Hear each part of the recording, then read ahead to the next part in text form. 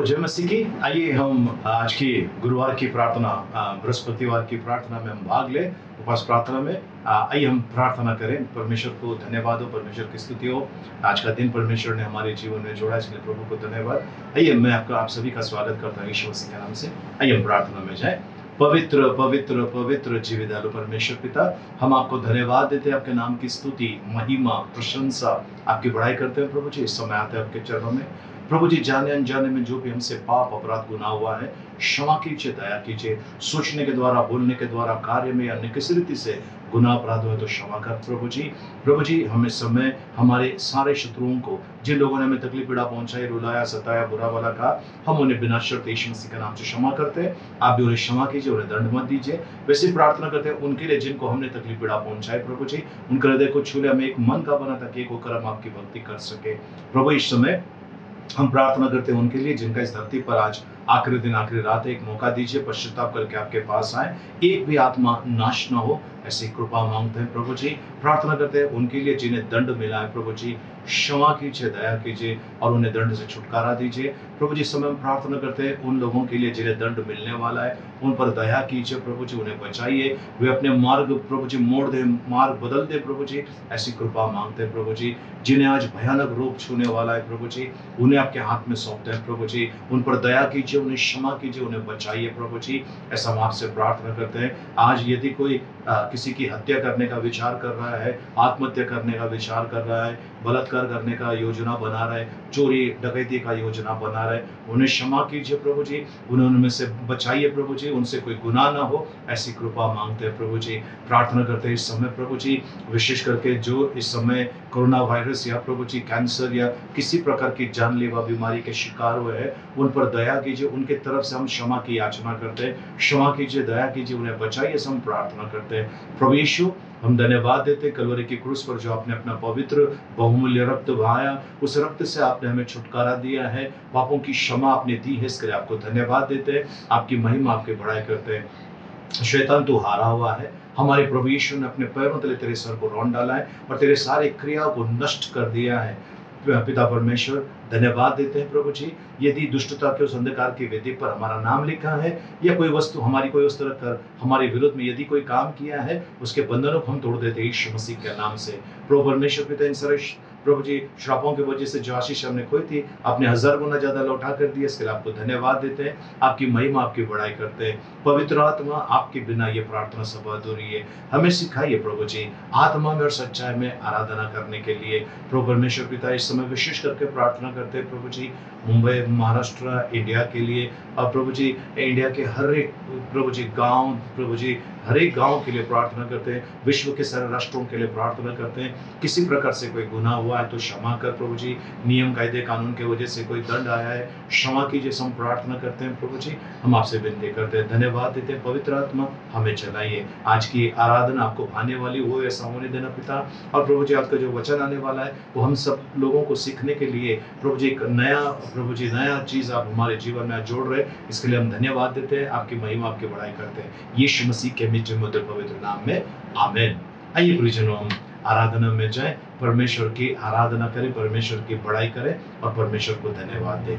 आइए हम प्रार्थना करें इस समय। आप जो घुटने के बलाना चाहते हैं, घुटने के बला सकते हैं इस आराधना में, और जो खड़े रहना चाहते हैं आप खड़े रह सकते हैं। आइए हम अपने आप को परमेश्वर के हवाले करें, दीन और नम्र करें और परमेश्वर से कहें, प्रभु आपकी मर्जी हमारे जीवन में पूरी हो। आइए हम प्रार्थना करें। धन्यवाद देते हैं पिता परमेश्वर, आपके नाम की स्तुति, महिमा, प्रशंसा, बड़ाई करते हैं। आज के दिन प्रभु जी हम आते हैं आपके चरणों में प्रभु जी, धन्यवाद के साथ आते हैं प्रभु जी, धन्यवाद के साथ में आते हैं प्रभु जी।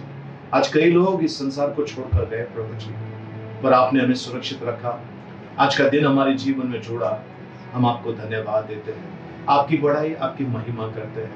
हम अपने आप को आपके हाथ में सौंपते हैं, हमारा ताबा लीजिए प्रभु जी।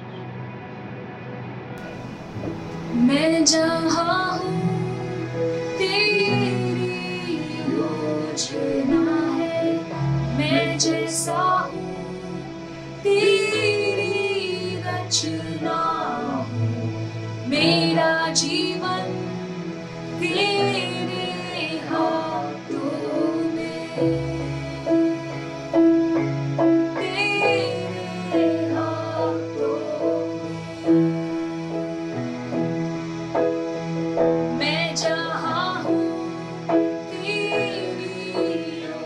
रचना है, मैं जैसा हूँ तेरी रचना हूँ, मेरा जीवन तेरे हाथों में, तेरे हाथों में। ओ तेरी मर्जी मेरे लिए हानि और नाश की नहीं, तू चाहे सिर्फ भलाई मेरे जीवन में सदा, तेरी मर्जी मेरे लिए हानि और नाश की नहीं, तू चाहे सिर्फ भलाई मेरे जीवन में सदा। मैं हूँ अटल तेरे वादों पे, ना कोई शस्त्र रोकेगा मुझे, जंजीरों को तोड़ा है तूने, तोड़ा है तूने, तोड़ दिया तूने, तेरी मर्जी मेरे लिए हानि और नाश की नहीं,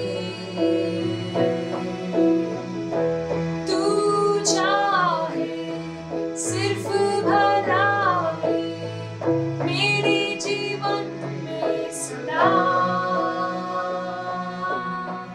तेरी मर्जी मेरे लिए हानि और नाश की नहीं, तू चाहे सिर्फ भलाई मेरे जीवन में सदा।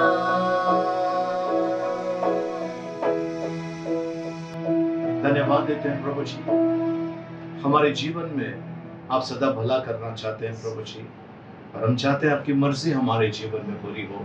हम धन्यवाद देते हैं प्रभु जी, उपकार स्तुति करते हैं प्रभु जी, राजाओं के राजा प्रभुओं के प्रभु, हम धन्यवाद देते हैं आपको प्रभु जी दिल की गहराई से प्रभु जी। सचमुच प्रभु जी आप महान परमेश्वर है, और आप ही की वजह से प्रभु जी हम अब तक प्रभु जी सुरक्षित है प्रभु जी। प्रभु जी सचमुच प्रभु जी अपने कृपा और दया के पंखों तले आपने हमें छिपा के रखा है प्रभु जी। हम आपको धन्यवाद देते हैं प्रभु जी, आपकी महिमा आपकी बड़ाई करते हैं प्रभु जी। प्रभु जी जिसने भी अपने आप को आपके हवाले किया उतने लोगों को प्रभु जी आपने अपना बेटा और बेटी होने का अधिकार दिया है। आपको धन्यवाद देते हैं प्रभु जी। मनुष्य प्रभु जी तरह तरह के तकलीफों में पीड़ाओं में पड़ा होता है, लेकिन जब वो अपने आप को आपके हवाले करते हैं प्रभु जी, जब आपको सौंपते हैं प्रभु जी, उस समय परिवर्तन आता है प्रभु जी, स्थितियां परिस्थितियां बदल जाती है प्रभु जी। हम आपको धन्यवाद देते हैं प्रभु जी, आपकी महिमा करते हैं प्रभु जी, हमारी परिस्थिति सुधारने के लिए, हमारे जीवन में आनंद लाने के लिए, जीवन को उत्तम बनाने के लिए प्रभु जी। प्रभु यीशु आपने अपनी आहुति दी, अपना बलिदान दिया प्रभु जी, कलवरी के उस क्रूस पर अपना बहुमूल्य रक्त बहाकर आपने हमें छुटकारा दिया है प्रभु जी। धन्यवाद देते हैं प्रभु जी, आपने हमें जीवन से बढ़कर बनाया है प्रभु जी। हम आपकी महिमा करते हैं, आपकी प्रशंसा करते हैं, यीशु मसीह के नाम में आमीन।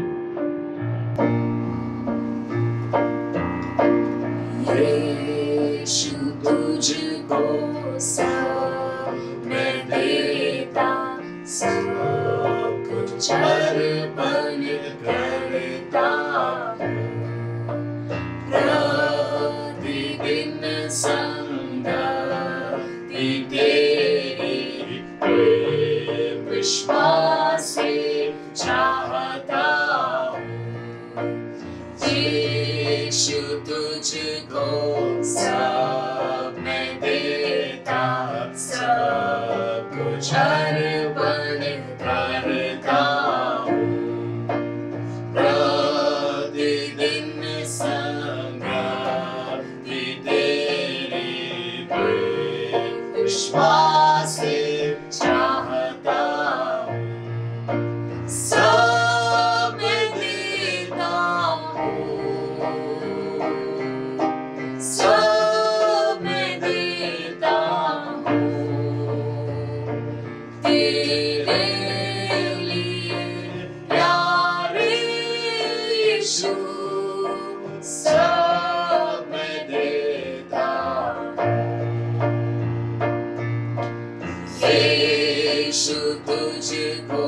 सब मैं देता, झुकता तेरे कदमों पर, छोड़ता सारी दुनियादारी, मुझे ले और अपना कर। यीशु तुझको सब मैं देता, झुकता तेरे कदमों पर, छोड़ता सारी दुनियादारी, मुझे ले और अपना कर। सब मैं देता हूँ, सब मैं देता हूँ, तेरे लिए प्यारे यीशु, सब मैं देता हूँ, सब मैं देता हाँ प्रभु जी, हमारा जीवन, हमारा सर्वस्व, हमारी परेशानी, तकलीफ, पीड़ाएं सब आपको देते हैं प्रभु जी, सब आपको समर्पण करते हैं प्रभु जी, सब आपके हवाले करते हैं प्रभु जी, सब आपको देते हैं प्रभु जी। हालेलुया प्रभु जी, हम आपकी बड़ाई, आपकी महिमा करते हैं प्रभु जी। ये अनंत अनादि परमेश्वर, हम आपको धन्यवाद देते हैं प्रभु जी। प्रभु जी, हमारे लिए चिंता करने वाला परमेश्वर आप हैं प्रभु जी। प्रभु जी, हमारी प्रार्थनाओं की ओर प्रभु जी आपके कान लगे हुए हैं प्रभु जी। प्रभु आप प्रभु जी हमें आशीष और अनुग्रह से भरपूर करना चाहते हैं प्रभु जी। सारी आशीषों के लिए धन्यवाद देते हैं प्रभु जी। आज प्रभु जी सब कुछ आपके हवाले करते हैं प्रभु जी। इस धरती पे आते समय कुछ लाया नहीं प्रभु जी, और यहाँ से जाते समय यहाँ का कुछ लेकर नहीं जाने वाले हैं, परंतु प्रभु जी जो हमने कार्य किए हैं वो हमारा पीछा करने वाले हैं। इसके लिए प्रभु जी हमारा सब कुछ प्रभु जी, सब कुछ आपके हवाले करते हैं प्रभु जी। दावा दीजिए प्रभु जी। तेरे लिए प्यारे यीशु, सब मैं देता हूँ। पिता परमेश्वर, धन्यवाद देते हैं आज की इस प्रभु जी स्तुति आराधना को आपने स्वीकार किया, आपको धन्यवाद देते हैं। आपका गौरव महिमा, आपकी प्रशंसा, आपकी बड़ाई करते हैं प्रभु जी। हम इस समय पूर्ण रीति से अपने आप को आपके हवाले करते हैं। आप हमें चलाइए यीशु मसीह के मीठे मधुर पवित्र नाम में, आमीन। आइए हम आज के वचन में चलते हैं और परमेश्वर का बड़ाई करें। परमेश्वर आज आपसे और मुझसे क्या बातें करना चाहता है, आइए उन वचनों में हम देखें, सीखें और परमेश्वर को धन्यवाद हो। आज के मनन के लिए हम चल रहे हैं प्रियजनों, याकूब की पत्री 4 अध्याय 7 वचन में चलेंगे। याकूब की पत्री उसका 4 अध्याय 7 वचन जी। इसलिए परमेश्वर के अधीन हो जाओ और शैतान का सामना करो, तो वह तुम्हारे पास से भाग निकलेगा। प्रभु को धन्यवाद हो, प्रभु की स्तुति हो। आइए हम प्रार्थना करें। पिता परमेश्वर, हम आपको धन्यवाद देते हैं, आपकी स्तुति महिमा करते हैं। प्रभु जी, ये जो वचन आपका हमारे पास आज आया है, हम उपकार स्तुति करते हैं, धन्यवाद देते हैं। इन वचनों के द्वारा आज आप हमसे बातें कीजिए। हम केवल सुनने वाले नहीं, सुनकर आपके वचन के अनुसार चलने वाले बने, ऐसी कृपा मांगते हैं यीशु मसीह के नाम में, आमीन, आमीन। प्रियजनों, आज का जो वचन है, हम समर्पण के ऊपर बातें करने वाले हैं। आधीन होने के बारे में हम बातें करने वाले हैं। कुछ परमेश्वर के वचनों से बातें हम सीखने वाले हैं। हम 7 बातों की तरफ आज ध्यान देने वाले हैं। 7 प्रकार के समर्पण है, 7 प्रकार के सबमिशन, आधीन होना जो कहते हैं, वो 7 प्रकार का है। वो 7 प्रकार के बारे में हम देखने वाले हैं, 7 प्रकार का आधीन होना। ठीक है, तो चलिए फिर से एक बार हम चलते हैं, इस वचन को पढ़ते हैं। पहला जो है, हमें परमेश्वर के अधीन होना है जी। फिर से एक बार, इसलिए परमेश्वर के अधीन हो जाओ। बस बस, परमेश्वर के अधीन हो जाओ। प्रियजनों, जब हम अधीन हो जाते हैं परमेश्वर के वचन के अनुसार, उसके लाभ भी बहुत है, फायदे भी बहुत है। परमेश्वर के अधीन होने से मुझे क्या फायदा है? ठीक है, परमेश्वर के अधीन जब हम हो जाते हैं प्रियजनों, तब हमारे पास ताकत मिलती है, हम शैतान से लड़ सकते हैं और शैतान को वहां से भागना है। ठीक है, हार कर भागना है वहां पर, ऐसा परमेश्वर का वचन कहते हैं। और मैं पूरा विश्वास करता हूं परमेश्वर के वचन पर। चलिए फिर से एक बार इस वचन को पढ़ते हैं जी। इसलिए परमेश्वर के अधीन हो जाओ। सबसे पहले आपको परमेश्वर के अधीन होना है। अधीन होने का मतलब है कि प्रभु जी मैं आपका जो भी आज्ञा है वो मैं स्वीकार करने के लिए तैयार हूं। ठीक है, मैं अगर किसी पॉलिटिकल पार्टी को ज्वाइन करता हूं तो उनका जो लिखा हुआ जो संविधान होता है उसके मैं अधीन होने के लिए तैयार हूं। ठीक है, और फिर आप देखेंगे सरकार में अगर कोई मंत्री बनता है तो वो इस देश का जो संविधान है उसके अधीन में रहने की शपथ खाता है। उसी तरह से जब कोई परमेश्वर के अधीन होता है, यानी मैं परमेश्वर का नियमों का पालन करूंगा, तो वो परमेश्वर को प्रथम स्थान देता है अपने जीवन में, तब परमेश्वर उसके लिए अद्भुत काम करता है। फिर से एक बार इस वचन को हम पढ़ने वाले हैं जी। इसीलिए परमेश्वर के जी अधीन हो जाओ, परमेश्वर के अधीन हो जाओ और शैतान का सामना करो। इसका मतलब है जब आप परमेश्वर के अधीन हो जाओगे तो आप शैतान का सामना कर सकोगे। लेकिन लोग बोलते हैं अरे शैतान तो परमेश्वर के जैसा है, उसके पास इतनी ताकत है। प्रिजन, ये झूठी बात है, ये शैतान ने अफवाह फैलाई है। परमेश्वर के जैसा शैतान है ही नहीं है। अगर ऐसा होता तो परमेश्वर उसको अधीन के वाटिका से क्यों भगाता? नहीं ना, अगर वो लड़ाई कर सकता था परमेश्वर के साथ में, नहीं किया, उसको भागना पड़ा। और परमेश्वर का वचन कहता है लूका 10:19 में लिखा हुआ, जो मैं हर बार कहता हूं आप लोगों से, कि परमेश्वर का वचन कहता है कि परमेश्वर ने आपको और मुझे सांपों और बिच्छू को रौंदने का और शत्रु की सारी सामर्थ्य के ऊपर अधिकार दिया है। यानी कि आपको और मुझे अधिकार दिया है। कब? जब हम परमेश्वर के अधीन हो जाते हैं। पहला फायदा यह है, हम अगर परमेश्वर के अधीन होते हैं और शैतान का सामना करते हैं, शैतान को भागना पड़ेगा। फिर से एक बार इस वचन को पढ़ लेते हैं जी। इसलिए जी परमेश्वर के अधीन हो जाओ, परमेश्वर के अधीन हो जाओ और शैतान का सामना करो, और शैतान का सामना करो, तो वह तुम्हारे पास से भाग निकलेगा। यानी आपको सामना खाली करने की देर है। जैसा आप सामना करते हैं उसको वहां से भागना है। ठीक है, इसका मतलब यह है आज आपकी परिस्थिति जैसे भी क्यों ना हो, किसी भी प्रकार की क्यों ना हो, ये परिस्थिति लाने वाला जो है शैतान है। अय्यूब के जीवन में भी लाने वाला शैतान है। तो अब अय्यूब ने परमेश्वर के अधीन हुआ, उसने जो भी खोया था उसको दुगना मिल गया। आज आप और मैं परमेश्वर के अधीन होते हैं तो जो परिस्थितियां जो आपके विरोध में खड़े हैं, कुछ ऐसी बीमारियां हैं, संकट है, समस्या है, ये सारी चीजें जो आपके विरोध में खड़ी है, ठीक है, जब आप परमेश्वर के अधीन हो जाते हैं और उसका सामना करते हैं, उसको वहीं से भागना पड़ेगा, भागना ही पड़ेगा। बाइबल कहती है पहला चीज हमने देखा कि परमेश्वर के अधीन होना है। दूसरा चीज हम देखेंगे परमेश्वर के वचन में, और वो है पत्नियों अपने अपने पति के अधीन हो जाओ। पत्नियों अपने अपने पति के अधीन हो जाओ। इफिसियों की पत्री 5:22 में लिखा है।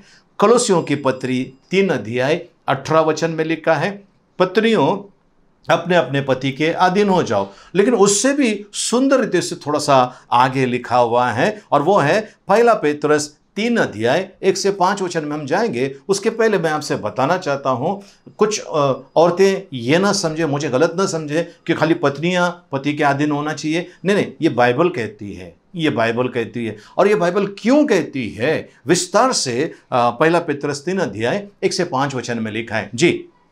हे पत्नियों, तुम भी अपने पति के अधीन रहो जी, इसलिए कि यदि इनमें से कोई ऐसे हो जो वचन को ना मानते हो, इनमें से कुछ ऐसे हो जो वचन को ना मानते हो, तो भी तुम्हारे भय सहित पवित्र चाल चलन को देखकर बिना वचन के अपनी अपनी पत्नी के चाल चलन के द्वारा खींच जाएं। जी, इसका मतलब है आपके अंदर का जो परिवर्तन है। अभी पत्नियों को अधीन होने का मतलब पत्नियों को कुछ छोटा पद नहीं दिया जा रहा है। ये कह रहा है, मैं साउथ अफ्रीका में जब गया था, वहाँ पर पास्टर क्रिस ओयाकिलोम, उनके वहाँ पर हम गए थे। उन्होंने बताया था, सुंदर बात एक बताई थी जो मैं आपके साथ में शेयर करना चाहता हूँ। पुरुषों को 5 प्रकार के सेंस होते हैं, ठीक है, औरतों को 6 प्रकार के होते हैं।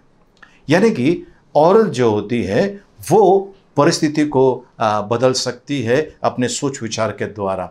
तो आज आपके घर में यदि आप अपने पति के अधीन हो जाते हैं, आपका पति बुरे चाल चलन का है, आपका पति किसी गलत तरीके के लाइन में जा रहा है, और क्योंकि आपने प्रभु को स्वीकार किया है और परमेश्वर का आत्मा आपके अंदर निवास करता है, आपको देखकर उस पति के अंदर परिवर्तन आना चाहिए।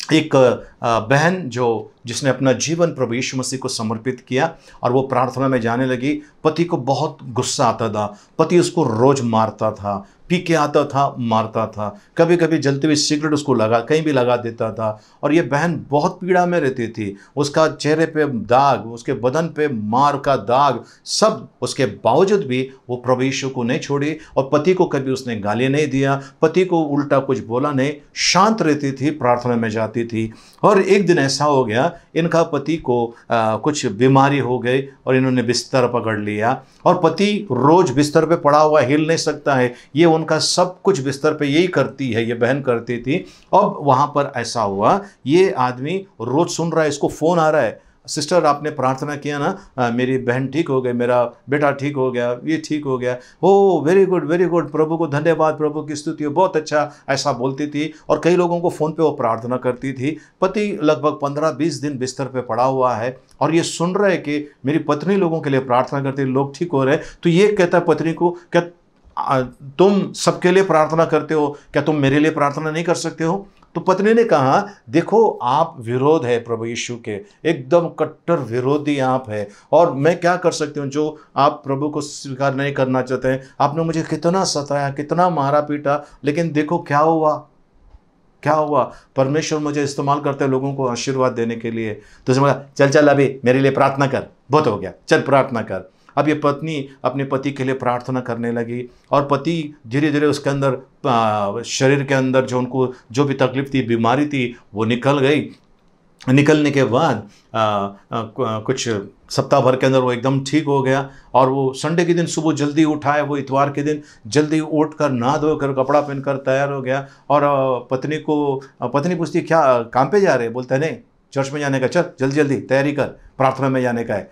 तो बोलती, आप और प्रार्थना में? बोले चल अभी ज़्यादा मत बोल, लेके चल, मुझे यीशु मसीह ने चंगा किया है, मैं उसको धन्यवाद देना चाहता हूँ। प्रियजनों, ये बहन के इस कार्य की वजह से इसका जो पति है वो प्रभु में आ गया।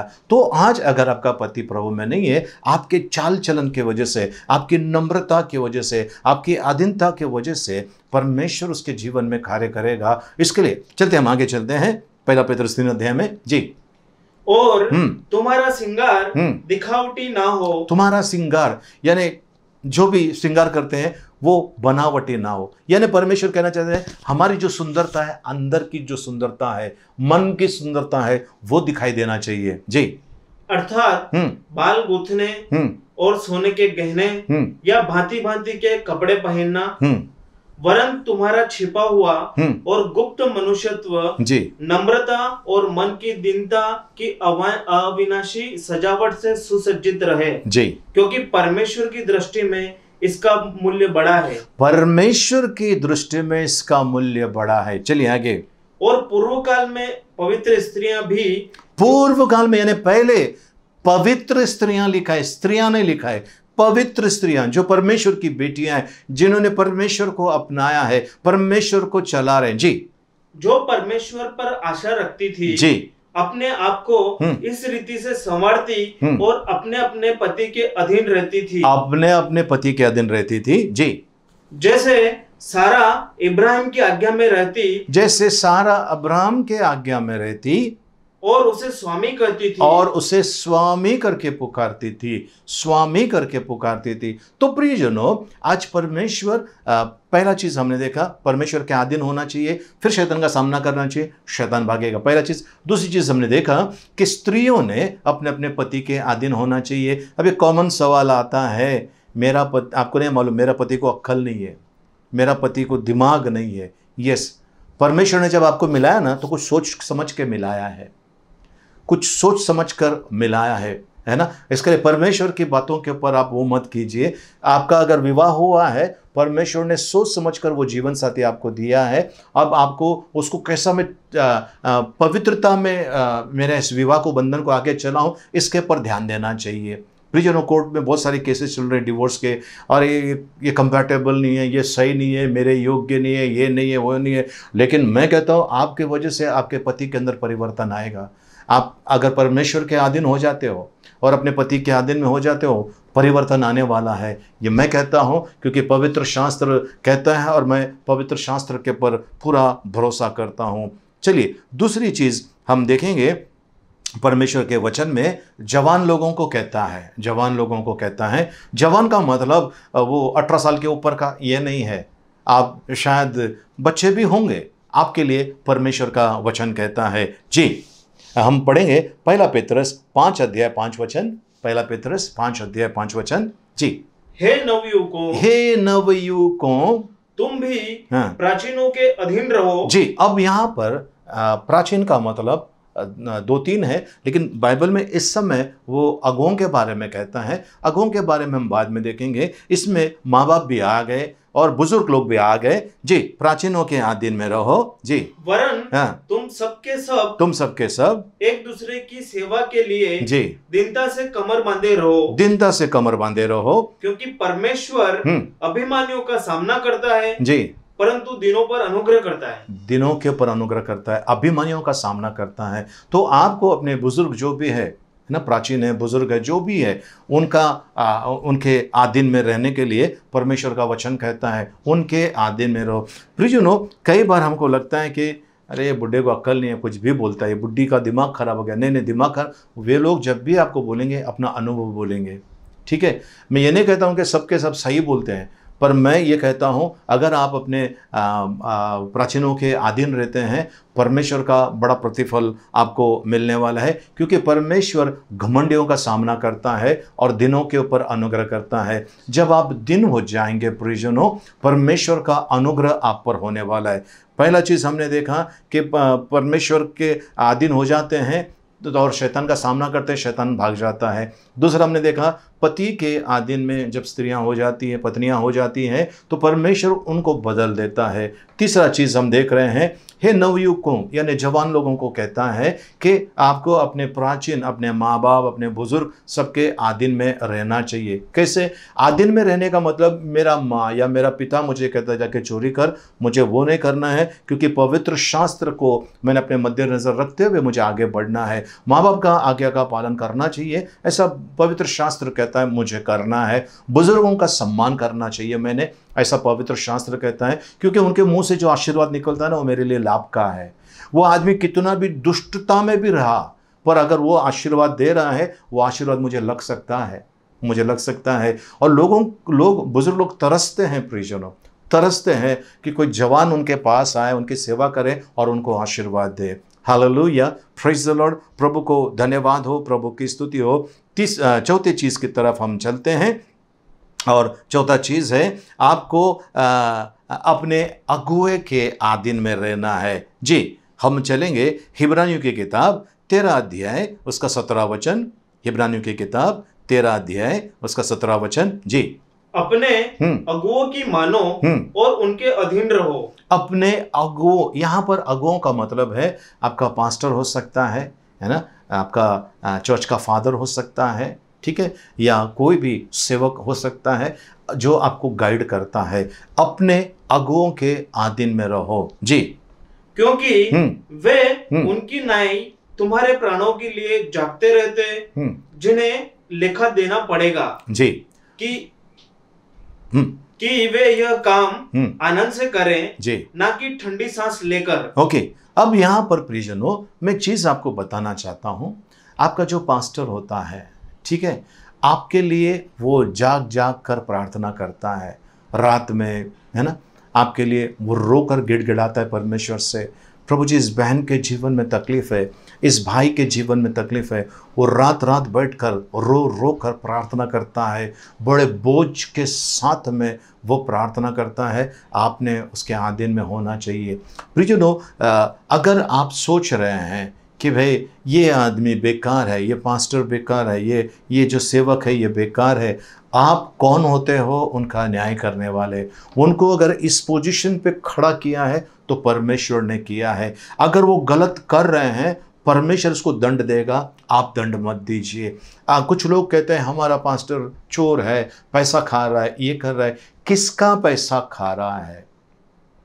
वो किसका पैसा खा रहा है? आपने जो दान डाला था वो दान आपने परमेश्वर को दिया है, बराबर?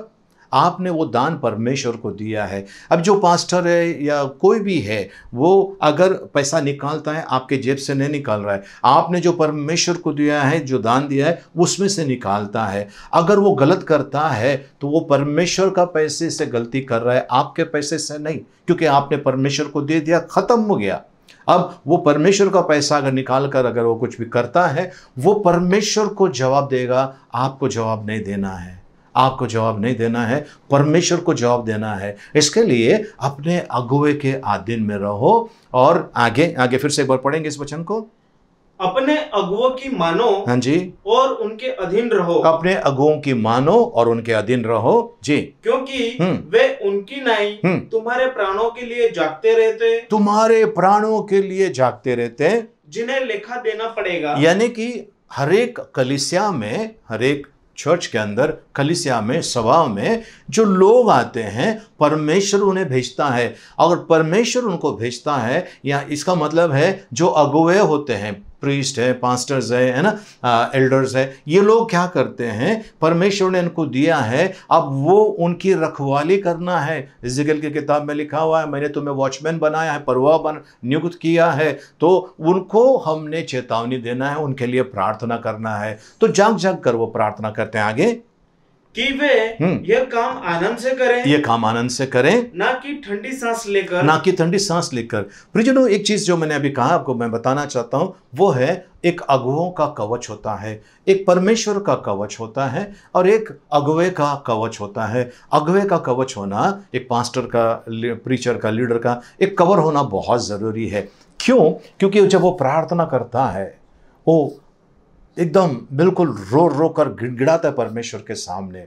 पर वो अगर कोई ऐसा व्यक्ति है जो परमेश्वर की बातों को नहीं मानता है, प्रार्थना सभाओं में या प्रेयर मीटिंग के अंदर गड़बड़ करता है, लोगों को जाकर उकसाता है, लोगों को सब गलत सलत सिखाता है ना, उस आदमी के ऊपर जब इस अगुवे का या पास्टर का है ना मन एकदम टूट जाता है, उसके मन को एकदम वो दुखाता है वो व्यक्ति, उस समय वो उसके लिए जब प्रार्थना करता है वो ठीक तरह से प्रार्थना नहीं कर पाता है, क्योंकि इस व्यक्ति ने उसको बहुत दुखाया रहता है। इसके लिए परमेश्वर का वचन फिर से एक बार पढ़ेंगे जी।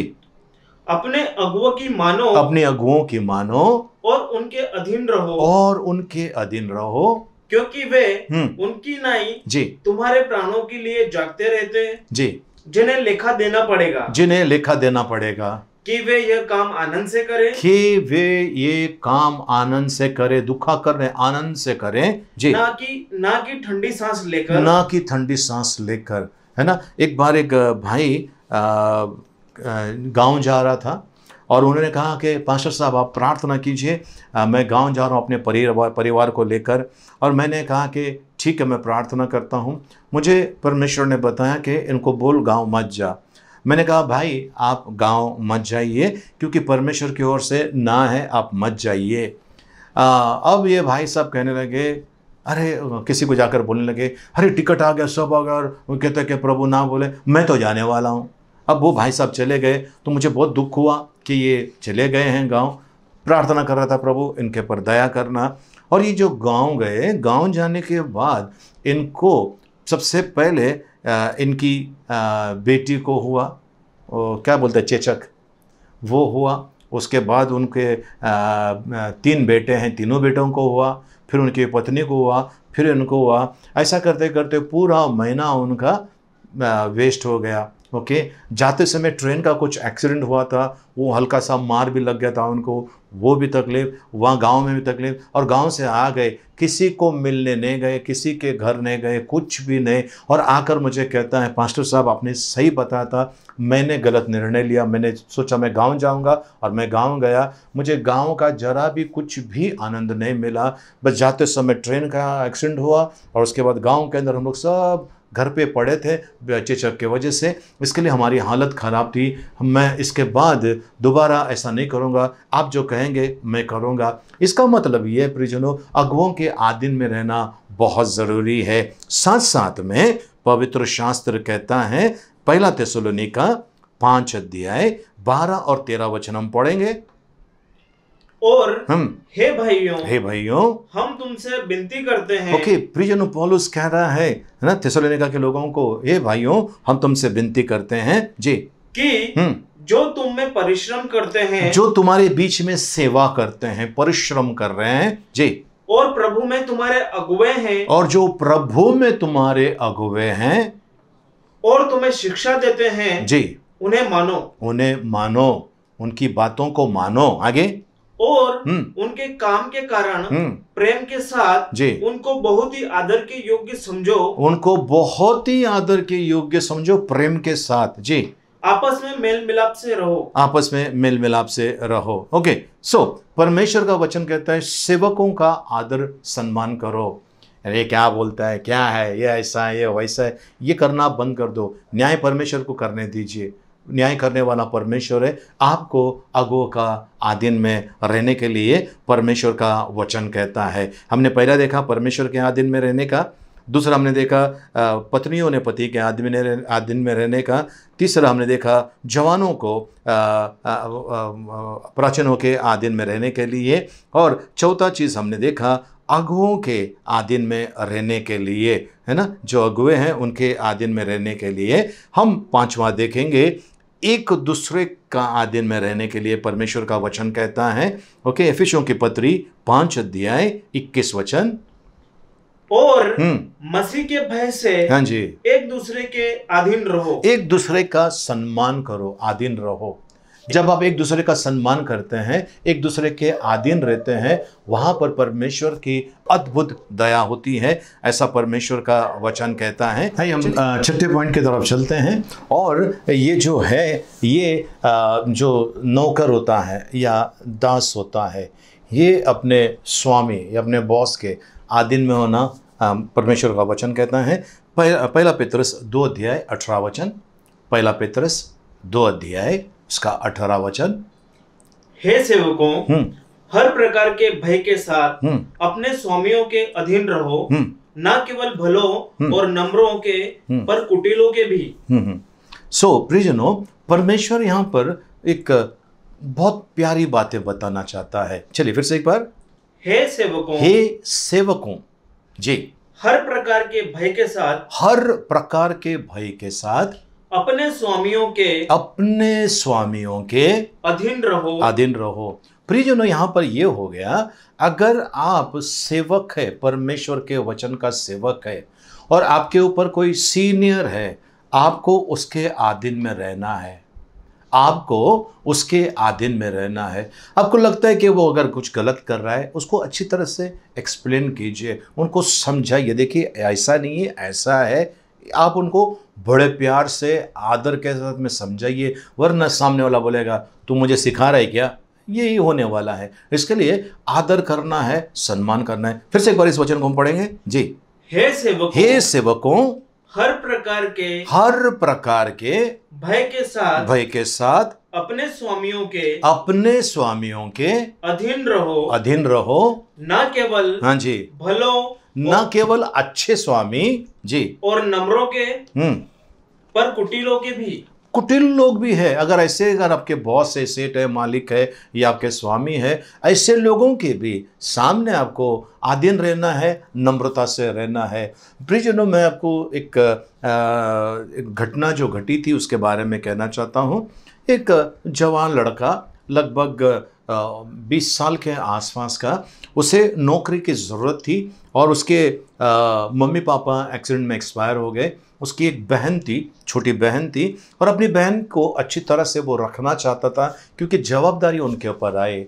तो वो एक जगह पे नौकरी के लिए गया, और नौकरी करने जहाँ पर गया वो, उसका सेठ बड़ा बड़ा खतरनाक था। वो किसी को मारता था, गाली देता था, कुछ भी करता था वो। ये वहाँ पर गया, इसका सेठ बोलता था रुक जाओ तो ये रुकता था, सेठ बोलता बैठो तो बैठता था, ये काम करो बोलो करता था, ये काम होना चाहिए फिर वो रात के लेट भी हो जाए, ये हाँ सेठ, हाँ साहब, हाँ साहब, ऐसे बोलकर काम करता था। और क्योंकि ये जानता था कि परमेश्वर के वचन को आधीन में रहना चाहिए, और सेठ के खिलाफ ये कभी किसी से सुनता नहीं था। कोई अगर बोलता था सेठ बेकार है, ये है, वो वहाँ से उठ के निकल जाता था, मुझे नहीं सुनना है, मुझे नहीं सुनना है।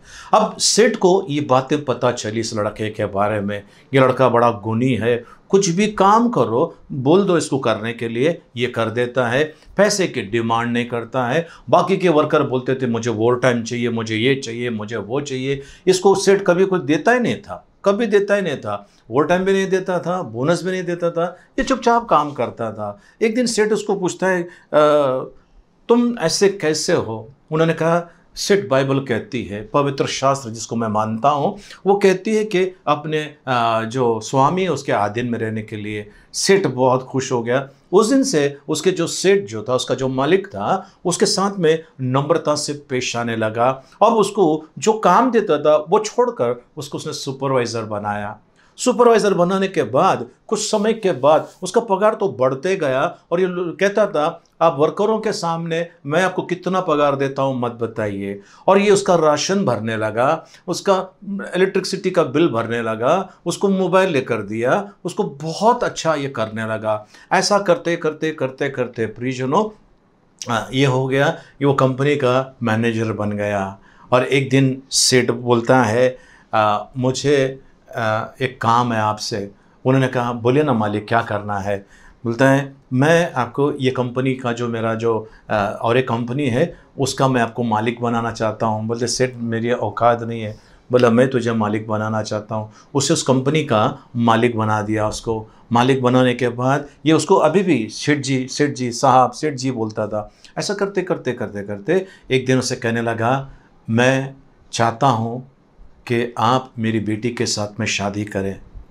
बोला सेठ क्या बात कर रहे हो? बोले इसके लिए मैंने आपको इस कंपनी का मालिक बनाया, इसके लिए बनाया। 4 जन अगर मुझे पूछे कि ये लड़का कौन है तो मैं कहूँगा कि इस कंपनी का मालिक है।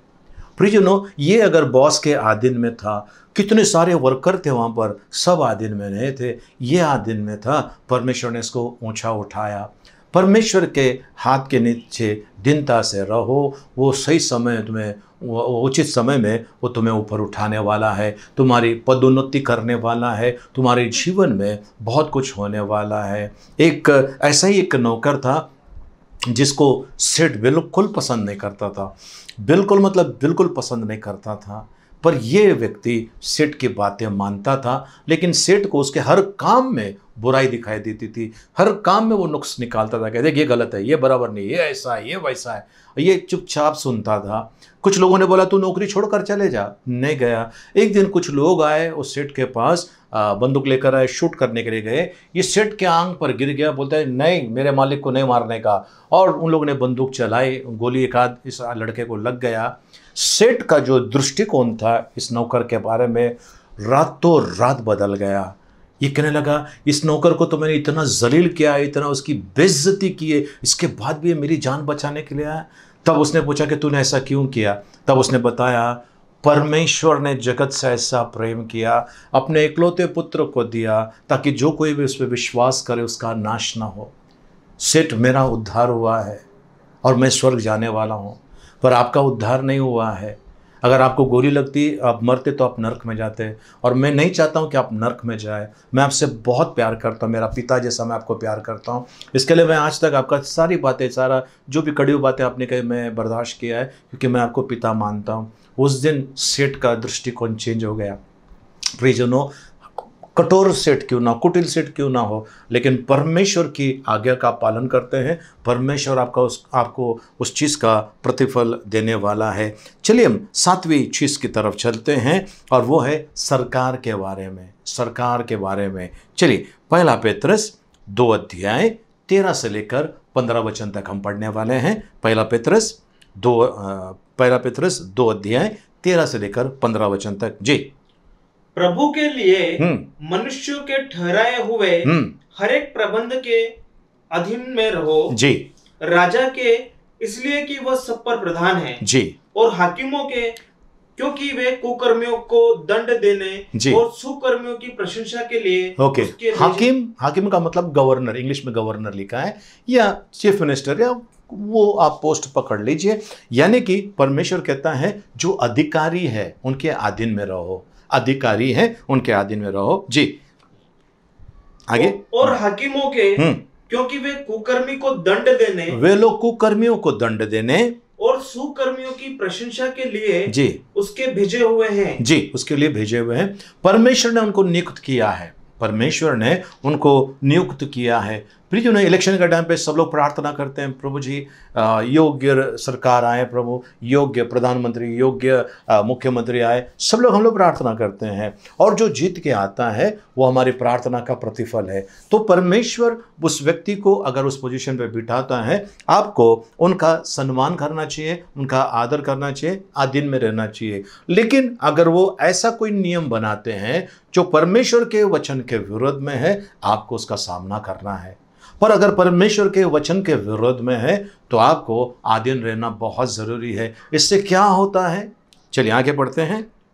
क्योंकि परमेश्वर की इच्छा यह है जी कि तुम भले काम करने से निर्बुद्धि लोगों की अज्ञानता की बातों को बंद कर दो। जी, ये निर्बुद्धि जो लोग होते हैं उनकी बातों को आप शांत कर सकेंगे आपके भले काम के द्वारा। इसके लिए आपको आदर सम्मान करना है। हम हर बार प्रधानमंत्री के लिए प्रार्थना करते हैं, मुख्यमंत्री के लिए, सारे मंत्रिमंडल के लिए प्रार्थना करते हैं, सरकारी जितने भी विभाग हैं, डिपार्टमेंट्स हैं, उन सभी के अधिकारियों के लिए, सभी कर्मचारियों के लिए हम प्रार्थना करते हैं। प्रियजनों, इतना ही नहीं, यदि हम किसी रेस्टोरेंट में जाते हैं खाना खाने के लिए, होटल में जाते हैं खाना खाने के लिए, वहाँ पर हम जब प्रार्थना करते हैं, जिस व्यक्ति ने खाना बनाया उसके लिए, जो सर्व कर रहा है, जो लाकर परोस रहा है, उन सारे लोगों के लिए हम प्रार्थना करते हैं। उस होटल के मालिक के लिए भी प्रार्थना करते हैं कि परमेश्वर उनके जीवन में कार्य करे। उसी रीति से आप और मैं, अगर सरकार ठीक नहीं है, आपको और मुझे प्रार्थना करना है। आपके और मेरी प्रार्थना के वजह से परमेश्वर अद्भुत काम करता है। परमेश्वर का पवित्र नाम की स्तुति हो। सुप्रियजनों, हमने पहला देखा परमेश्वर के अधीन हो जाओ। दूसरा, पत्नियों को अपने पति के अधीन हो जाओ। जवानों को अपने बुजुर्गों के और प्राचीनों के अधीन हो जाओ, ये कहते हैं। फिर हमने देखा जो अगुवे हैं, है ना, उनके अधीन में होने के लिए परमेश्वर का वचन कहता है। फिर पांचवा, एक दूसरे के अधीन हो जाओ। छठा, नौकरों को कहता है, दासों को कहता है अपने स्वामी के अधीन हो जा। और सातवां, परमेश्वर कहता है राजा जिसको परमेश्वर ने नियुक्त किया, या सरकार जो परमेश्वर ने नियुक्त किया है, उनके अधीन में होने के लिए। इससे क्या होता है प्रियजनों, हमारा फायदा होता है। परमेश्वर आज आपको और मुझे बहुत फ़ायदा दिलाना चाहता है, आशीषों से परिपूर्ण करना चाहता है। प्रियजनों, इसके लिए अधीन होना बहुत ज़रूरी है। अगर आप अधीन हो जाते हैं परमेश्वर के, तो आप परमेश्वर के विरुद्ध में कोई सवाल नहीं करोगे, और परमेश्वर आपको वो शक्ति देगा जिस आप सामना करोगे तो शैतान भाग जाएगा। इससे बड़ा क्या हो सकता है। जवानों को कहता है अपने बुजुर्गों को अधीन में रहो, प्राचीनों के अधीन में रहो। प्रियजनों, कई बच्चे अपने माँ बाप को लात मारते हैं, गाली देते हैं, पता नहीं क्या क्या करते हैं। कुछ वीडियो निकला है, बुढ़ी को पकड़कर डंडे से मार रहे, बुढ़ी चिल्ला रही है, जोर जोर का चिल्ला रही है। एक बहू अपनी सास को पत्थर से मार रही थी, वो मसाला पीसने का जो पत्थर आता है उससे मार रही थी, वो चिल्ला रही थी, है ना। प्रियजनों, क्या परमेश्वर नहीं देख रहा है? क्या उसका दंड उससे नहीं मिलेगा? भयानक मिलने वाला है। इसके लिए परमेश्वर कहता है अधीन में हो जाओ। मैं आपसे आखिर में एक प्रश्न करता हूँ, क्या आपने अपने आप को परमेश्वर के हवाले किया है? क्या आपका जीवन परमेश्वर को समर्पित है? नहीं तो फिर वहाँ पर शैतान का काम चलने वाला है। तो अगर आप चाहते हैं आज आपके जीवन में शैतान का कोई भी काम ना हो, सारी बुरी परिस्थितियों से बाहर आ जाए, तो आपको इन बातों की तरफ ध्यान देना है। मैंने आपको 7 बातें बताई, इससे अधिक है। पर समय के अभाव के कारण मैं सिर्फ आपसे 7 बातें मैंने आपसे बताया है। आपको अधीन होना है, और जो मालिक है ना, जो स्वामी है, मालिक है, आप अपने जो कर्मचारी है उनका पगार टाइम टू टाइम दिया करो। ठीक है, आपको परमेश्वर बहुत आशीष देगा। आने वाले दिनों में आप देखोगे आपको किसी नौकर का है ना हाई नहीं लेना है। आपको समय समय पर उनका थोड़ा सा आगे पीछे हो सकता है, पैसे दे दीजिए। और आने वाले दिनों में ये लोग जो आपके लिए काम करते हैं ये देखेंगे कि मैं नौकरी पर नहीं था लेकिन मेरे बॉस ने मुझे पैसे दिए हैं, तो बाद में आने वाले दिनों में वो आपके लिए अपनी जान भी दे सकते हैं, आपके लिए वो मन लगाकर काम कर सकते हैं। इसका प्रतिफल आपको भी मिलने वाला है। इसके लिए सावधान हो जाइए। आइए हम प्रार्थना करें। इस समय तैयार हैं हम प्रार्थना करने के लिए? आइए हम प्रार्थना करें। पिता परमेश्वर, आपको धन्यवाद देते हैं, आपके नाम की स्तुति, महिमा, प्रशंसा, आपकी बड़ाई करते हैं प्रभु जी। हम आते प्रभु जी इस समय आपके चरणों में प्रभु जी, हम सभी का ताबा लीजिए प्रभु जी। प्रभु परमेश्वर पिता, कहीं ना कहीं हम किसी के अधीन में होने के लिए तैयार नहीं होते हैं प्रभु जी, लेकिन आज आपके वचन में हमने सुना, सीखा, समझा प्रभु जी। इसके लिए प्रभु जी हम आपके अधीन में होते हैं प्रभु जी, और जो भी हमारे ऊपर है प्रभु जी हम उनके अधीन में इस समय आते हैं। आपके वचनों को मद्देनज़र रखते हुए प्रभु जी हमारी सहायता कीजिए प्रभु जी। हमें प्रभु जी आपकी कृपा में चलाइए। धन्यवाद देते हैं प्रभु जी यीशु मसीह के नाम में, आमीन। प्रियजनों, हो सकता है आपने कहा होगा कि मैं परमेश्वर के अधीन में हूं, पर आप अधीन नहीं रहे होंगे। परमेश्वर के विरुद्ध में सवाल किया होगा। बच्चे, नवयुवक, जवान अपने माँ बाप पे हाथ उठाए होंगे, बड़बड़ किया होगा। आज समय है हम परमेश्वर के पास आए पश्चाताप करते हुए। पत्नियों ने कई बार अपने पति की बेइज्जती की सबके सामने, आज अधीन हो जाएंगे क्योंकि परमेश्वर का आशीर्वाद इससे जुड़ा हुआ है। आपका पति कैसा भी क्यों ना हो, पति का एक साया है। जिन औरतों के साथ में पति होते हैं उनकी इज्जत होती है, और नए होते हैं लोग उनको नोचने के लिए आते हैं। आपने अपना पति का अपमान किया है, मैं इस समय आपके लिए प्रार्थना करना चाहता हूँ। आपने याजकों को गाली दी है, बेकार बोला है, उनके विरोध में षड्यंत्र किया है, माफ़ी मांग लीजिए। उनको फ़ोन करके, अगर वो है जीवित हैं, उनको फ़ोन करके बात कीजिए, क्षमा मांग लीजिए। क्षमा मांगने से हम छोटे नहीं होते हैं।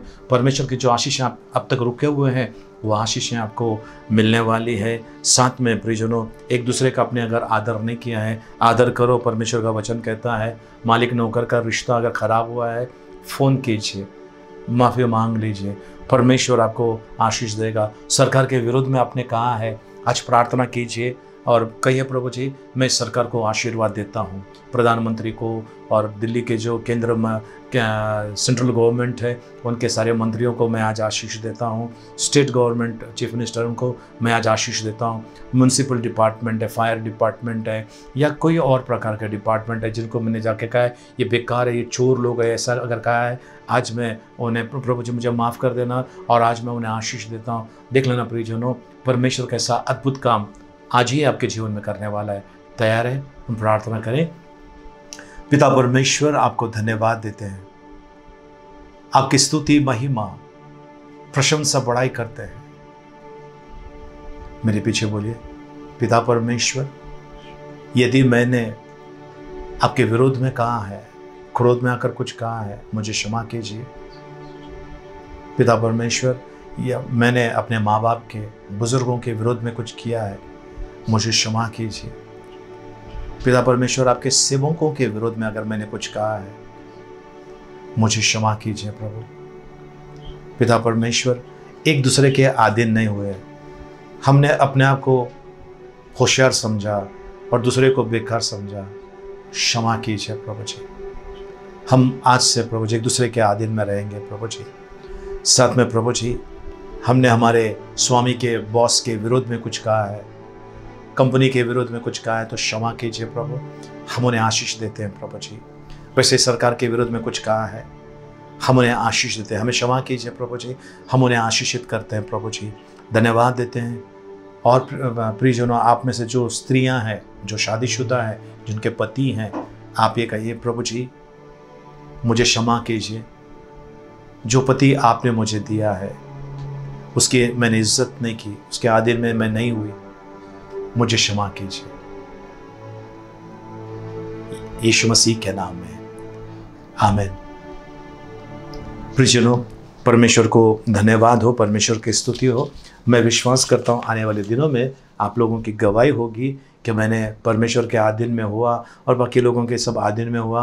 परमेश्वर का अद्भुत आशीर्वाद मुझे मिलना स्टार्ट हो गया, शुरू हो गया है। ये आपकी गवाही होगी, मैं विश्वास करता हूँ। आइए हम आखिरी प्रार्थना में जाएं और मेरे पीछे हम सब मिलकर भजन संहिता 23 एक साथ में बोलेंगे। यहोवा मेरा चरवाहा है, मुझे कुछ घटी ना होगी। वह मुझे हरी हरी चराइयों में बैठाता है, वह मुझे सुखदायक जल के झरने के पास ले चलता है। वह मेरे जी में जी ले आता है, धर्म के मार्गों में वो अपने नाम के निमित्त मेरी अगुवाई करता है। चाहे मैं घोर अंधकार से भरी हुई तराई में होकर चलूं तो भी हानि से न डरूंगा, क्योंकि तू मेरे साथ रहता है। तेरे सोंठे और तेरे लाठी से मुझे शांति मिलती है। तू मेरे सताने वालों के सामने मेरे लिए मेज बिछाता है। तूने मेरे सिर पर तेल मला है, मेरा कटोरा उमड़ रहा है। निश्चय भलाई और करुणा जीवन भर मेरे साथ साथ बनी रहेगी और मैं यहोवा के धाम में सर्वदा वास करूँगा। आमीन। आइए अपने सरों को झुकाएं, समय हाथों को ऊपर उठाएं। यहोवा तुझे आशीष दे और तेरी रक्षा करें। आमीन। यहोवा तुझ पर अपना मुख का प्रकाश चमकाए और तुझ पर अनुग्रह करे। आमीन। यहोवा अपना मुख तेरी ओर करे और तुझे शांति दे। आमीन। अब पिता परमेश्वर का प्रेम, प्रभु यीशु मसीह का अनुग्रह और पवित्र आत्मा की सहभागिता अब से लेकर सदा तक हम सब के साथ में बनी रहे। आमीन। आमीन। प्रियजनों, प्रार्थना सभा समाप्त हो गई और आज हमारी बहन संध्या आमरे, इनका जन्मदिन है और साथ साथ में जयश्री कारवीर, इस बहन का जन्मदिन है। हम उनके लिए ढेर सारी प्रभु की शुभाशीष मांगते हैं, उनके लिए आशीर्वाद परमेश्वर का। वैसे कल सतीश मेहता साहब, इनका जन्मदिन है। शिव कन्या, इस बेटी का जन्मदिन है। वैसे रॉबिन परमार, इस बेटे का जन्मदिन है। हम इनके लिए भी प्रार्थना करने वाले हैं। आइए हम प्रार्थना करें। पिता परमेश्वर, हम धन्यवाद देते हैं प्रभु जी संध्या सिस्टर के लिए, जयश्री सिस्टर के लिए। प्रभु जी, इनके जीवन में प्रभु जी आपकी बड़ी कृपा बनी है। धन्यवाद। और आगे भी प्रभु जी आप इन्हें अच्छा आरोग्य में और पवित्रता में चलाइए, दीर्घायुष। वैसे सतीश मेहता साहब, शिव कन्या इस बेटी को, रॉबिन परमार इस बेटे को आपके हाथ में देते हैं प्रभु जी। इनका ताबा लीजिए प्रभु जी। और वैसे ही प्रभु जी इस सप्ताह भर में जिनका भी जन्मदिन है, उन सभी को हम आपके पवित्र हाथों में सौंपते हैं। दीर्घायुष प्रभु जी, पवित्रता का जीवन, वो आपकी बातों को माने और प्रभु जी आपके आज्ञाकारी बनकर चलें प्रभु जी। और जीवन में जितनी भी आशीषें रुकी हैं वो सब के सब उन्हें प्राप्त हो, ऐसा होने देना। धन्यवाद प्रभु जी, यीशु मसीह के मीठे मधुर पवित्र नाम में। आमीन। आमीन।